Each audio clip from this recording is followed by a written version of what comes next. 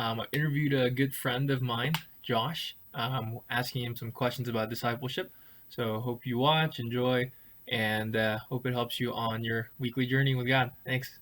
Hello, everybody. My name is Josh August. I'm a pastor here in Plano, Texas, very similar to the name of your church. NC was telling me that y'all are DCEFC.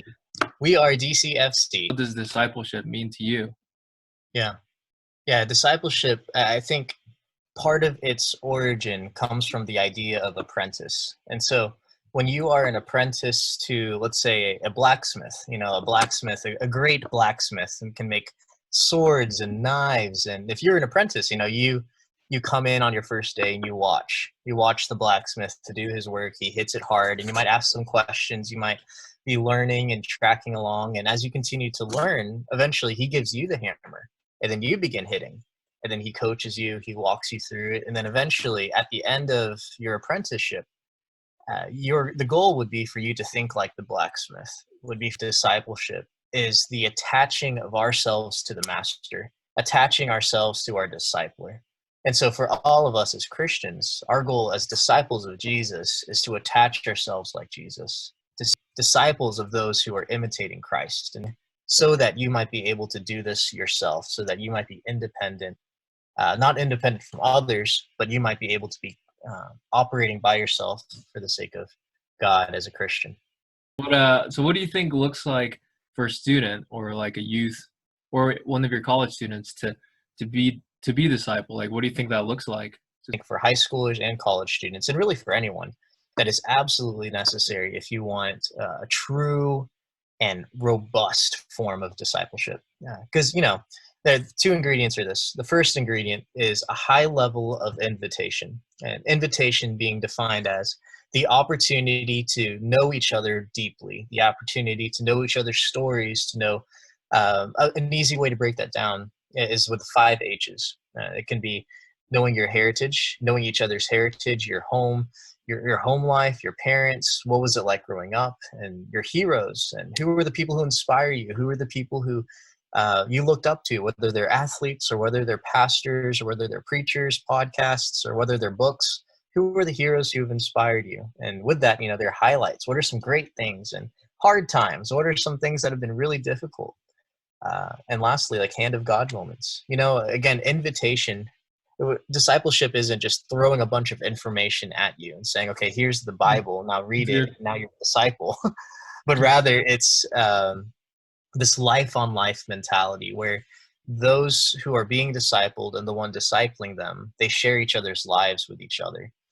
One of my favorite verses is First Thessalonians chapter 2, verse 8.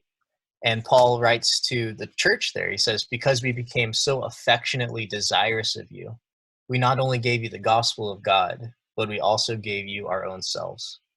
And I think part of discipleship is really those two aspects, is giving them the gospel, giving them not only an invitation into each other's life, but also great information. I think oftentimes we create a long schedule saying, oh no, I'm still being a disciple. I'm still being discipled.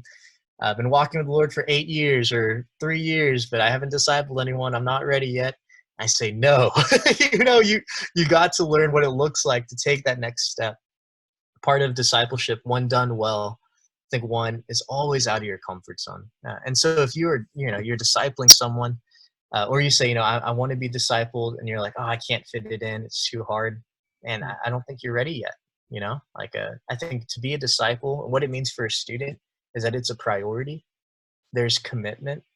There's not a passive attitude of, I just want to learn. No, this is a desire. I want to do this. I want to really disciple others. I would say capitalize on that curiosity, capitalize on that burden that God might be giving you, and continue to talk to INSU, continue to talk to men and women in your church who fear God, and whom I want to become more and more like them because they have something that I don't have. They can teach me something. And so when you see that gap in your life, you say, okay, here I am in step A, but I want to be here in step B. What I want you to do is I want you to think of a creative way with somebody involved who can help you get from here to here. And I think whether that's talking with a pastor, whether that's talking with a friend, I think one of the things that's really important for you guys as students and for, me, like the habits that we create now will be the habits we carry on into young adulthood. And so again, the ball is in your court. I encourage you, if you feel that you are underdeveloped or you haven't been discipled yet, I think this is a time where you find a couple of other friends who, like, I would want to do life with these people. These are people who I need to learn, who I know have a heart for God, but we haven't been discipled yet. And then the 3 or 4 of y'all go to Insu and say, okay, we're ready. We want to jump in. We want to learn. We want this to be intense. We want this to be worth it. Teaching, even while you're learning, cements the learning process and continues to help you become a more effective disciple of Christ. What did it look like for you to be discipled? Could you share about some of your experiences? Probably like a lot of you, grew up in a Christian home, probably a Christian school, and not always a Christian school, but a church. I knew a lot of Bible answers and knew a lot of content, but no one ever really knew me. No one really knew what was happening in my life. I lived essentially a double life throughout high school with a secret relationship that became very sexual and unhealthy, and I became very self-righteous, thinking that I was such a good person for sticking it through and for helping her, and then all this stuff.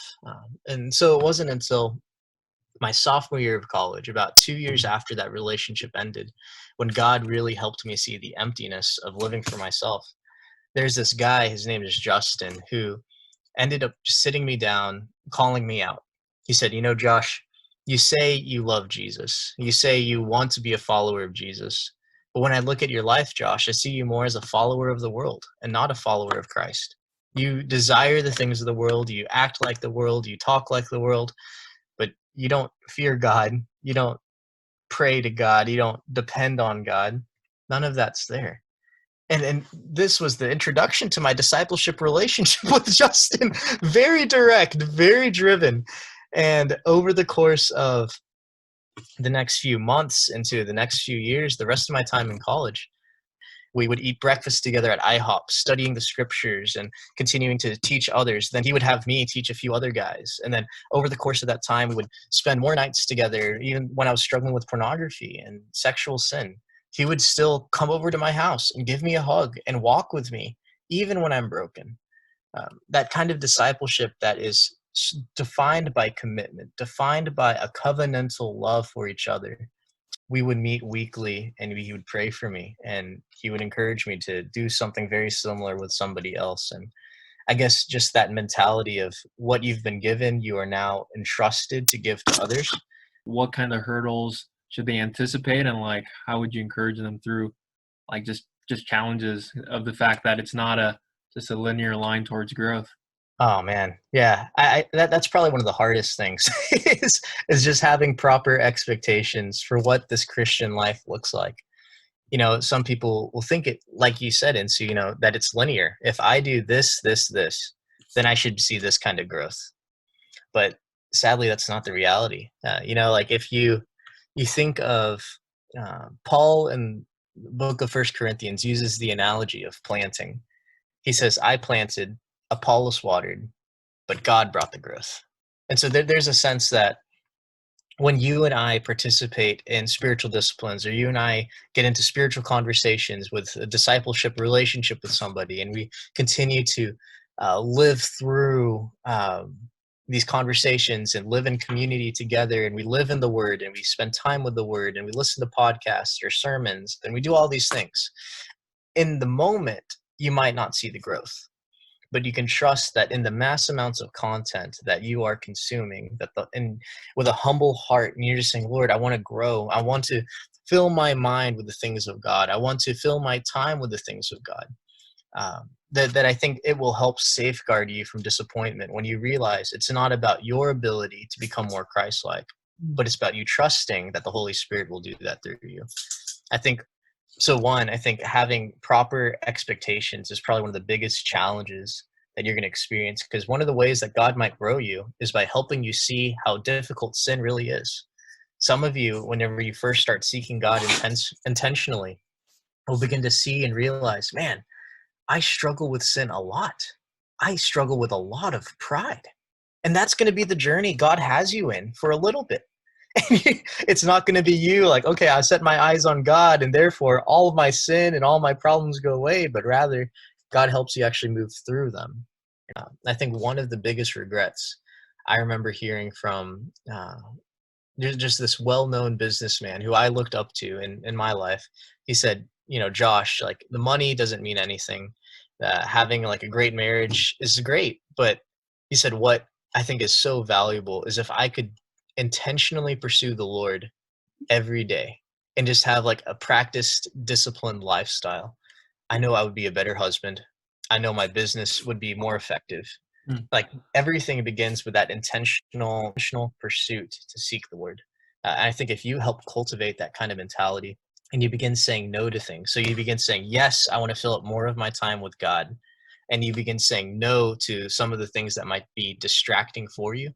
It's, so if I wanted to lose 20 pounds, I would have to say yes to more vegetables and I would have to say no to more Doritos, right? Or I have to say no to more soda, or I have to say no to more rice and noodles, right? I have to say, nice, bro. I have to say no to a lot of carbs. And so if I make that intentional switch where I begin to say yes to things that are healthier for me, and I begin saying no to all of the fats and all of these extra carbs that I don't really need, then I think what's going to happen is I'm going to become more physically fit. And if you can find people who you can do this with, you find a pastor you can do this with, you find someone you trust you can do this with, I can guarantee you, and I've seen this even at our church right now, some students who just started seeking God in January are now showing monumental growth even now in May, just because they've been seeking God with other people who love God. He's been saying no to a lot of more media and content so that he can just focus more on God, and he's becoming spiritually fit. He's lost probably 20 spiritual pounds. And I think my encouragement to y'all is to begin to see that living your life when you are feeling healthier, when you feel good, like life in a sense feels better. With God isn't just this dry, I know all of these things, or I have some good friends, but it's also this opportunity to live out the fullness of your joy in God. And that's what we want for you. I want to see you guys have true joy in God, not just this complacent dryness that so many of us know. And so, So forgive the poor editing that was on a low budget by me, but hopefully some of those concepts were helpful to you. And yeah, hope to see you again next week. I'll try to interview another pastor. Have a great week. Thanks.